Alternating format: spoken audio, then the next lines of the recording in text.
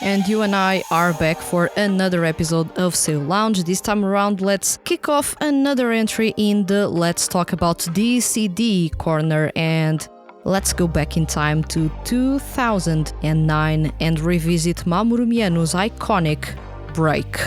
Let's kick off this episode of SEIYUU Lounge.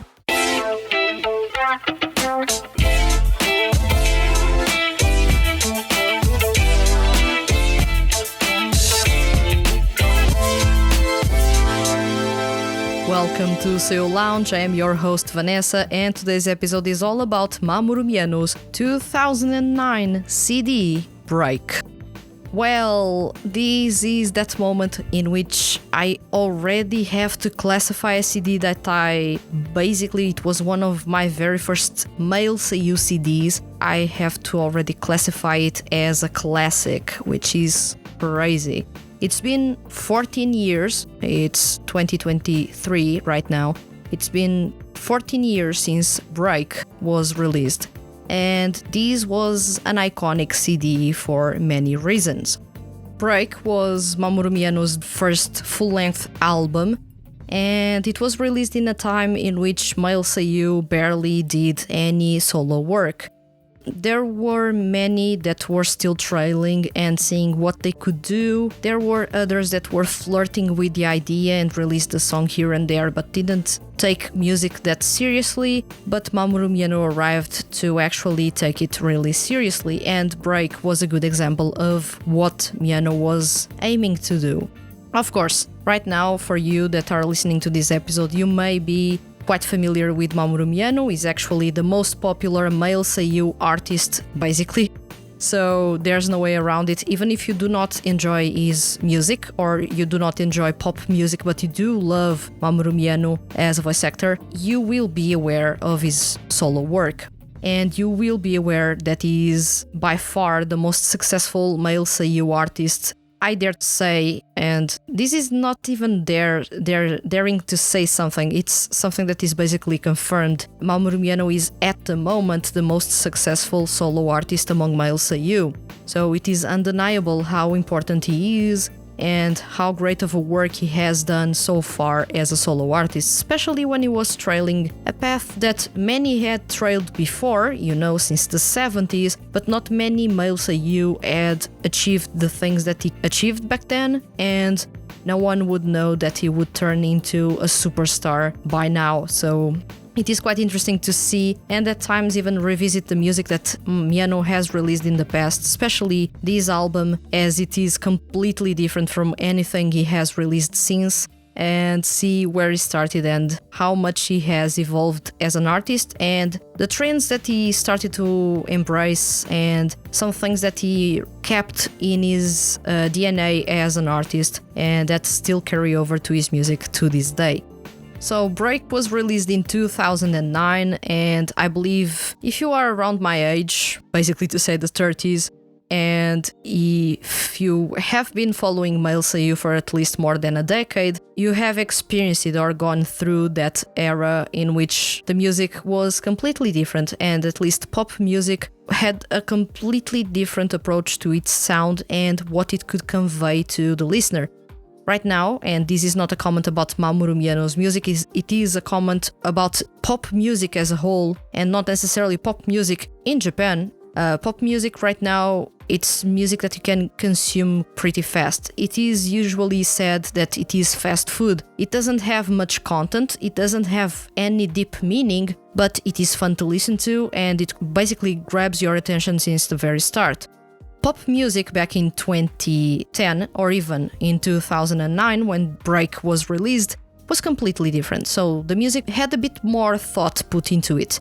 Still, pop music, as the name says, is music basically popular, that is made for the public, it is radio friendly, it is music that is easily digestible, and it's not that complex, it doesn't have that much of a big meaning or make your head go on a spin like some artists do.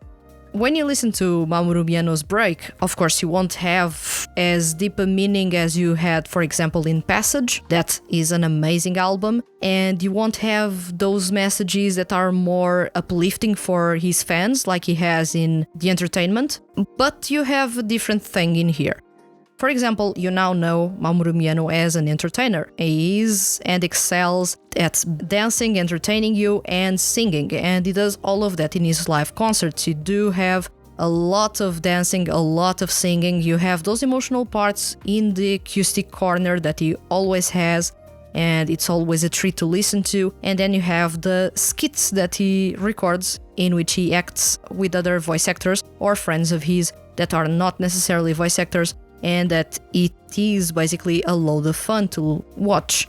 And he ends up creating a unique experience for his fans, showing that he is an entertainer.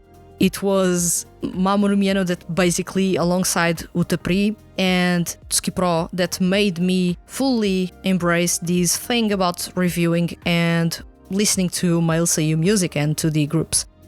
Mamoru Miyano did play a big role in that for me, and if I didn't come across Break, I may not have had that much curiosity about checking male seiyuu music.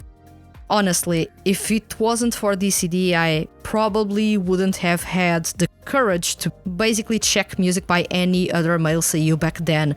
And I'm talking about 2009, in which there weren't necessarily many male seiyuu back then performing at a high level and taking things really seriously. So the music I came across back then was not necessarily good. So when I came across Mamoru Miyano's Break, I was astounded because the quality was here. He was really a good singer. And still to this date, if you compare his performances in Break and now you compare his performances in The Entertainment, the most recent release by Mamoru Miyano, you will notice that not much has changed on the vocal end. He has the same quality. Of course, he has honed some things on the vocal end to add more high notes, to be more in control of his voice. But not much has changed. He was already singing on a very high level back then, and he still is singing on a very high level right now. What has changed the most is the vibe between CDs, the concepts in each single, and of course how he wants to present himself. Of course, Mamoru Miyano, now that he's basically nearing his 40th birthday, has a different approach to his career, and he wants basically to show a more mature side to himself, and it makes sense. When he was making his solo debut with Break in 2009, he was still in his 20s, so there was nothing to lose. He could do whatever he wants, he could play around with his image. Of course, his career was very much tailored to what J-pop artists were doing back then, so there wasn't anything too crazy that he was going to do, but still he was experimenting with things that male seiyuu artists hadn't experienced or gone through back then. And when I listen to Break, I always remember how awesome this album kicks off. Break a Road is a song that isn't necessarily on rotation on Mamoru Miyano's live shows as of late. This is such a good song, and it was one that instantly hooked me onto the CD, and from that point on, it's amazing. First off, I wasn't expecting Mamoru Miyano to perform R&B music. R&B pop was a staple of his back then. Midway through his career, he ended up straying a bit away and going to EDM and basically following the trends that were basically influenced by K-pop even. Right now, he has returned to that trend, and I can say that when I listen to The Entertainment and when I listen to Break, I get quite nostalgic, because it is really nice to see an artist returning to their original sound but still giving it a mature twist, and you can notice the growth, although it is really nostalgic because it is that sound with which he started his career. So Break a Road is a big song to start off this album. The only quip I have about this song is that the intro is too long, but back then the composers basically loved those long intros with a fade in, which was kind of an old school type of thing to do to a song, but still it's a song that is quite amazing past that intro that is a bit longer than you would expect for a pop song. Then you have Kiss Kiss, which is a classic. It is played in all of Mamoru Miyano's live shows. It is a song that is ended up being a fan song. It is quite fun and has had multiple arrangements throughout the years, most of those happening on a live setting. Discovery is a really good song, but it was with B that I was engrossed in this CD. And B is a song that I easily associate with summer, and I still can listen to that song time and time again, and I do not get sick of it at all. It is a song that I have been listening to since 2009, and to this day, 14 years later, I still listen to this song and I basically am not tired of it. It goes to show that this is a really well-composed song, and the whole vibe is really refreshing and laid back at the same time. It's something that I do appreciate a whole lot. Throughout this album, you do have some highs and lows, not in quality but in tension. So you do have a couple of beautiful ballads going in the middle of the R&B tunes, but also you have some rock ballads, with Boko no Kiseki being a good standout ballad in here. Also with some jazz elements going on, which was, I believe, the very first time that a male seiyuu actually incorporated jazz music into their sound. So it was quite innovative in a way. Although jazz music is not necessarily a new thing, it was almost the very first time, I may be wrong, but still, it may have been the very first time that jazz music was incorporated in a male seiyuu's repertoire. So this is a really strong CD. It is basically a CD that goes through all the good places and shows all the good things that Mamoru Miyano has to showcase on the vocal end. You do have him singing high notes, you do have him performing falsetto, you do have performances in which he is overflowing with emotion. There are some performances in which he sounds a bit flat, but still you have to give him a sort of a discount in there because he was trailing new territory, there was a lot of pressure, and in a way, at the same time, there wasn't any pressure. So he was basically trying to impress, and even if there weren't any male seiyuu artists that he would have to follow sound or visual wise, he was trying to create his own thing, and he was still trying to discover what he wanted to do visually. In terms of his voice, he had found his voice, and since then he hasn't changed his voice. I tend to say that when Mamoru Miyano performs as other characters in character songs, not necessarily in 2D projects, because the only 2D project he's a part of is Utapri, he doesn't work or basically lend his talents to any other 2D music project, is that basically Mamoru Miyano performs as himself for most, if not all, character songs he has performed so far. There's an exception with the Free songs, the songs from the anime series Free. But other than that, he always performs with his normal singing tone. So he had already found his voice and he has stuck with it, and it has worked wonders.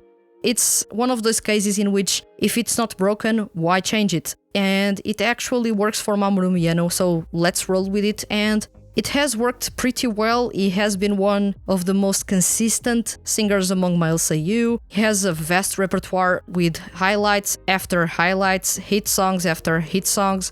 Many of those songs hitting top 20 on Oricon's charts, which is a really awesome feat. So Mamoru Miyano has achieved a whole lot, and that was because he, in a way, was trailing new path for himself. He didn't have much pressure. At the same time, he did have to impress. So there was that pressure to impress his fans that were looking at his solo career as something exciting but didn't really know what to expect. And what they got was an amazing album with Break. I still look at this album as one of Miyano's best, and I don't know why this CD is not as popular as other CDs in Mamoru Miyano's repertoire.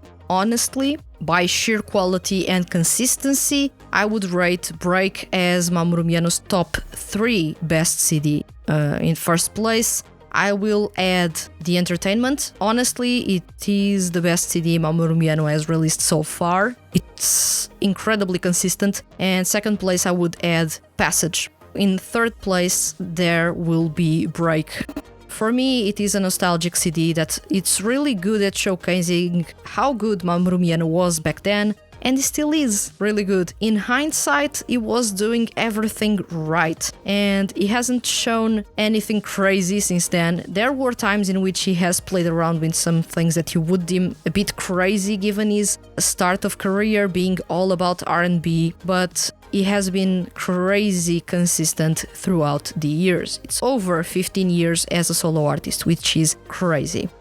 When I re-listened this CD, and I had to re-listen to this CD for this feature because I did remember many of the songs, but since I review a lot of music, not as frequently will I remember everything that is within a CD. So I went on to listen to this CD one time, and I found myself listening to this CD for 4 hours straight, which is a good testament that I was enjoying it and it was looping and I didn't want to stop because I was truly enjoying it.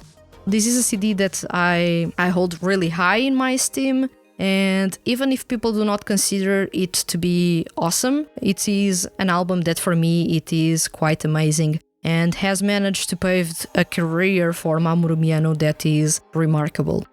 If I had to recommend you songs to check, of course I would say Break a Road, I would say B, and I would say Kimie. I love it a whole lot, but it's not necessarily a song that has a lot of emotion or dynamic to it. It is more of a quieter song that gets a bit of a danceable twist to the end, but it would be Break a Road, Discovery, and B. For me, at least. Nocturne is a really good song as well, so I had it as an extra song that is really awesome. But if you have the time and you want to revisit a classic, this is still weird for me to call this CD a classic, but a classic Mamoru Miyano type of release, you have Break, which was released in 2009, when becoming a male SEIYUU artist was not really a trend, and only those that really wanted to do that or wanted to capitalize on their popularity and earn some extra money would actually try to venture to.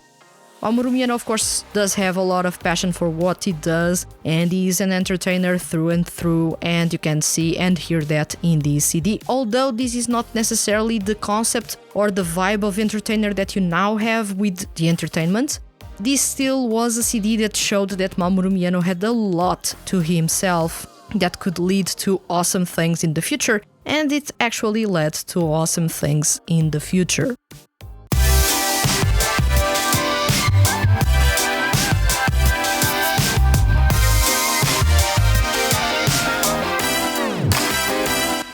So these were my thoughts about Mamoru Miyano's Break. This is a classic CD, as crazy as it is to call it a classic, and it was the very first CD, full-on CD by male SEIYUU that I listened to, and that it made me back then fall in love with Mamoru Miyano and made me a big fan of his work to this day. Even if I do criticize his music from time to time, because basically people have different tastes and artists want to experiment with their sound, and it's incredibly okay if you do not feel like this is your era or this is the type of CD that you would love from this artist, it's okay to not enjoy it and still enjoy the rest of the music that he has released. So I have been on and off when it comes to his CDs, but it seems that every 6 years or every 6 years or every 5 years, Mamoru Miyano releases a CD that is really, really my thing, and, well, The Entertainment was one of those, and Passage also was one of those, and Break was the other. So I am quite a big fan of Mamo's work, of course. Even if I criticize, I do criticize that coming from a place of love and admiration. And of course, this was the start for many great things from Mamoru Miyano, and what he has done so far, it's quite amazing. Even if you know about Mamoru Miyano and haven't checked his music, I do fully recommend you to do it, because not only is a really good voice actor, he's an outstanding entertainer. When he hops on stage and he gets to perform music, he's basically being his happiest self, and he's spreading that happiness with his fans. It is noticeable even if you do not pay that much attention to his live performances. You just need to check one of his songs performed live to understand how much happiness is going on in there and how much he radiates that to his fans influencing them to be happy and fully appreciate the show that he prepared for them. Now tell me, have you listened to this CD? And if you have, which is your favorite song and why? Let me know in the comments on YouTube and share with me albums you would give everything to experience again for the very first time. I will be picking some of your answers to create an episode covering those CDs.